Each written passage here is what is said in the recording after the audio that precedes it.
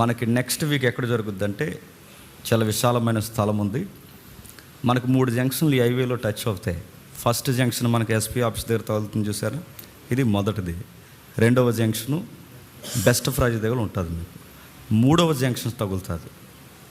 ఆ 3వ జంక్షన్కి లెఫ్ట్కి సర్వీస్ రోడ్లోకి వెళితే మారుతి సర్వీస్ అని ఒక సెంటర్ మనకు కనబడుతుంది. అక్కడ సరిగ్గా మీరు ఆ టైంకి మీరు చూడండి.